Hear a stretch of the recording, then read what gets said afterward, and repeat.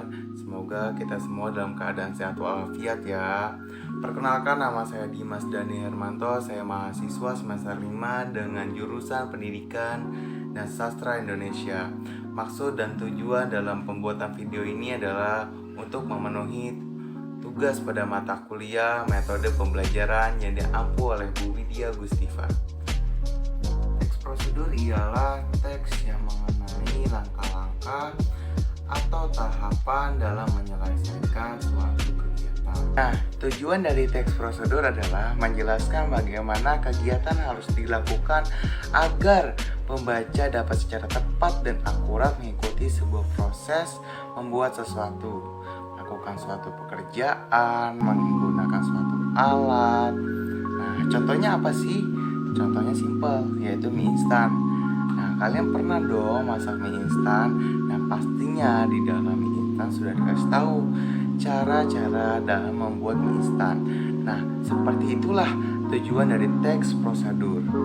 Nah, selanjutnya ada ciri-ciri teks prosedur. Ciri-ciri teks prosedur yang membedakannya dengan ciri-ciri teks lainnya adalah: yang pertama, ciri-ciri teks prosedur adalah menggunakan pola kalimat perintah yang harus ditaati dalam pelaksanaan teks prosedur. Yang kedua, terdapat panduan langkah-langkah yang harus dilakukan. Yang ketiga, menggunakan kata kerja aktif. Yang keempat, menggunakan kata penghubung, yaitu konjungsi untuk mengurutkan kegiatan. Nah, yang kelima, terdapat aturan dalam bahan atau kegiatan yang dilakukan.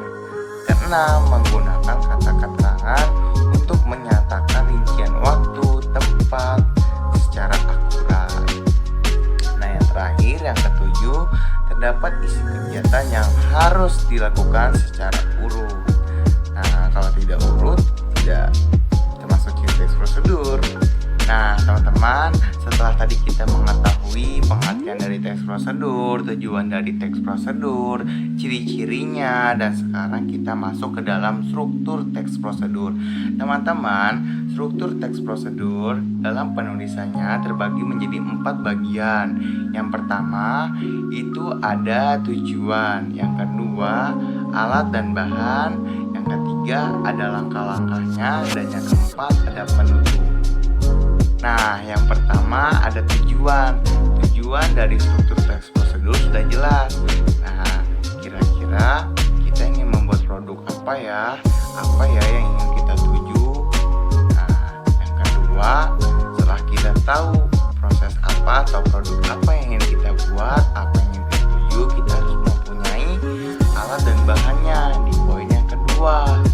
Nah, setelah kita tahu nih alat dan bahannya yang harus kita harus tahu poin yang ketiga, yaitu kita harus tahu langkah-langkah cara pembuatannya untuk mendapatkan hasil yang ingin kita tuju.